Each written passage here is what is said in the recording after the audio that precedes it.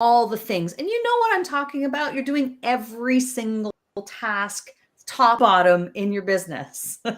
That's probably not going to be a very fruitful endeavor if you keep on that path, because you really want to have a better strategy. And that's why we've brought Laura Pence Atencio in today from Social Savvy Geek and the Coach's Compass to talk about this on Cash In on Camera today. Laura, we see a lot of coaches who are doing all the things. I guess my first question would be, is it okay for a coach to be doing all the things, every task in the earliest stage of their business, like when they're bootstrapping it? Or is it more of a case of, no, they should not be doing all the things, even from the very, very, very start?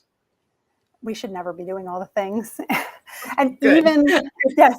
even when you've scaled up to the point where you have a team and you can do more things, you still need to be intentional about the things that we do and make sure that we're choosing the right things for ourselves and our business, because no, doing all the things is never good. Okay, so let's start then at the place for a new coach, right? I know you work a lot with the coaches. So a new coach should not be doing all the things. What are the areas they should be concentrating on in the earliest stage of the business? Well, at every stage, you have to keep in mind the customer strategy. So people have to find you, and you have to engage with them and nurture them and get them into your community. And then once you have them in the community, you need to obviously nurture them, make a sale. And then once the sale happens, a lot of people stop, but that's when you actually need to start doing things, because then you have to deliver on your promise and make sure that you have retention and offer a way for those people to continue working with you. So it's more of doing things intentionally and making sure that you have one thing working before you add more things on. So people just keep jumping from tactic to tactic right now. It's a little crazy. I wrote down those words, right? So I wrote down like find, engage, nurture, convert, and deliver. What I didn't see in that list, though, is create a funnel, create a website, like more technical things. You didn't say, you're not really talking about all the technical rabbit holes in which we could follow and go down. Right. That's right. Is that what I'm hearing you say? It is. Now, I own a digital marketing agency. I create funnels. I build all those things out, but people jump on building things out before they know where they're going. That building the structure happens after you know who you are, who you serve, and what you're going to offer them. So it's not the first thing that you should do by any stretch of the imagination. Yeah. I think that often happens where it probably stems from the fact that coaches see other successful coaches at a certain stage of their business, which is way further along than it appears that they are online. So an example could be, I see an amazing coach who does something similar to what I aspire to do, and it looks as if they just started this thing last week. Right. When in reality, they've been doing this for 9 years. We don't see the 9 years. Therefore, we feel like we need to jump the queue. It's like, what's wrong with me if I can't accomplish what they've accomplished in seemingly a week? People are comparing their beginning to other people's middle and late stage businesses, for sure. And in all fairness, there are plenty of marketing and business coaches out there right now who are selling the idea that you can skip the time and get straight to the results. And unless you're escaping corporate with a massive budget and you can just hire a team and consultants and have basically what amounts to a startup with funding, then that's not going to happen. I mean, that's a unicorn. But what you can do is plan your activities and create the customer journey strategy, and then pick the right tactics at the right time to implement within that strategy to get the results that you want, starting where you are with what you have and then scaling it up as you go. So that's what I've been helping people do for the past 12 years. Susan says, John, I didn't have a website for the first two coaching years. I did have a Facebook business page. And so let's talk about that idea of visibility. You know, if we're not going to be focused on all the funnels and the technology so much as our core fundamental foundation, what is the best way for people, coaches, start off to have that visibility that we need?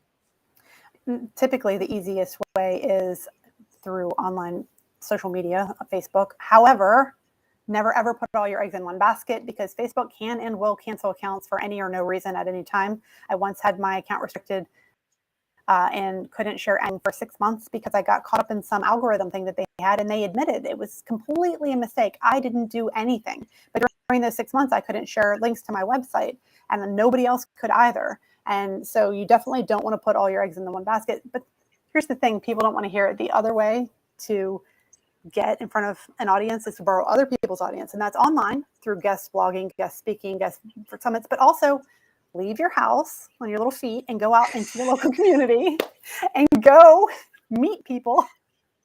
Oh, wait a minute. That means we have to talk to people, Laura. I don't think we want to do that. I know. So I work with coaches, and most of us want to do the majority of our marketing online, but sometimes you need to leave the house and go to a conference in person and meet people, because it just fast tracks. Obviously, we've been limited, with COVID and how we could do that, but it's starting to come back. I just came back from Las Vegas Publicity and Publishing Conference in Las Vegas last week, where I spoke. It was so great to be in a room with actual human beings. There's an energy in the room, and I absolutely think that's true. I mean, we're going to start to see. Speaking was the fastest way to get new clients for me for years. It's so much fun. Yes, and that's. I just wanted to touch on what you said about not putting all your eggs in one basket. I had my Instagram account at one point was shut down just out of there. I didn't have it for, I think, over a month. I have a client right now, Instagram account shut down for no reason, cannot get it back. No one no human being that you can contact to retrieve it. It's really hard. So it is really difficult, and it is important, I think, to think about that. But having said that, do we also subscribe to the idea of being on every single platform, or is it more of a case that let's pick to a few that we want to focus on? That's the great answer of it depends. But my general advice is this: there's a Venn diagram, and it will overlap who you are and how you personally love to communicate. And then there's a circle that is how your clients and your ideal clients consume and enjoy content. Somewhere in the middle is the type of content and the type of platform that you should be on. Because if, for example, I love written content, blog, and then also audio podcasting, I don't love creating reels and stories. I'm Gen X. I just don't love it. Okay. But if I wanted to work with Gen Z, then that's probably not going to be a good fit. But I'd have to do some sort of video content to reach that audience. So there has to be a happy medium. And with that said, you want that thing that you naturally gravitate to is important. No, it really is. And then that's part of getting that. You got to get the right mentor. If I've worked with people who are like, you've got to get on video and be live every single day. And I'm like, that crushes my soul. I'm an ambivert and I don't want to do that. No. So first you pick how you're going to communicate. You choose platforms that will work for you sustainably. And then that primary platform will be the one where you spend the most of your personal time and engagement. Now, that doesn't mean that you or your company shouldn't be on the other platforms later, because using a content system, you can repurpose all your content. You create your core library, and then you can chunk it out and put it on the other platforms, but that's not where you're going to be spending your time engaging. So where you're going to engage should be your primary platform. So for me, that's always been Twitter. I love Twitter. Twitter's my favorite. Oh, yeah. And I have a Twitter account for years. I tend not to do as much on Twitter. I think I gravitate more naturally to Instagram. And so I think we all have, and I love YouTube, of course, as well. One of the things that we subscribe to here with Profitable Podcast Method is the idea that you would do like you said, the content, the main thing, the macro, longer form, and then you do repurposing from that, or big proponents of that as well. And so I just wanted to talk about content, because sometimes people want to outsource content creation, or coaches want to, outsource the content creation. And I think there are certain portions of it that can be, but at the end of the day, you have to be the spokesperson of your business. Do you agree with that? And if so, why? I would say usually and mostly it's good for you to be the face of your business. However, you don't have to be. And that's where you're finding the form and the type of content works for you. And mostly you have to be at the beginning, because you don't have the funds or the team to do it any other way. So there are things that people try to avoid right out of the gate where I'm like, just because your mentor isn't doing that now doesn't mean they didn't used to do it. You've got to get your boots on the ground at first. At first, you'll do everything. But then later, like for example, when I had a radio show on the air in Denver that was also a podcast, I didn't write all that content. I had a library of 8 years of content for my ghostwriter to go through and create a strategy and pull stuff out of. And then I just went over it and made sure that it was in my voice and added my personal stories to it. She didn't know my personal stories, but I had already written the content. She was just pulling it together and saying, on this topic, we're going to talk about this and this and this that you talked about these times. And I'm teaching the same thing. So it's fine. And then you can just update anything that maybe might be out of date. Like if I wrote something about Facebook 10 years ago, it is not relevant now. True. But the underlying structure and content and strategy is the same. So. Yes. So when it comes to, you just mentioned, a ghostwriter, having, team members or people that you can rely on to do certain tasks. What is the first person who is the first person that needs to be on a coach's team in order to start not doing things themselves? I always think there's people you should get are accountants and lawyers. And people are like, aren't you a marketer? I'm like, yes. But also I was a financial advisor before. And if your books are not in order, you do not have a business. So get your legal and your bookkeeping handled. And then once you do that, as far as your in-house team, I mean, you can do a lot with a really good virtual assistant and perhaps an agency. I mean, I don't own an agency, so of course I say that, but we can come in and do a lot of various tasks that you couldn't hire just one person to do. Basically, we're a fractional marketing company for coaches. So if you find an agency or someone who has multiple talents and you can work with them however much you can afford or find the right fit for you. But you need a virtual assistant out of the gate who can handle your inbox and who can message people for you and respond to people and handle your calendar. They could be your client care coordinator or your virtual assistant is just, you have to have one.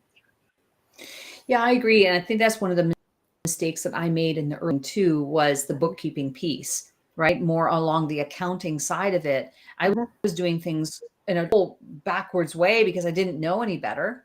And then in time, I started to educate myself and realize, okay, hello, but yeah, I think in retrospect, I probably would have done a better job of that in early stages. But you're right. I think that people don't want to outsource things because they think they can do it themselves. And I'm like, okay, I have A's in accounting. I was a financial advisor, but I wasn't doing my bookkeeping because I don't love it. So I outsourced it. Well, my situation, I think it was just because I didn't know any better.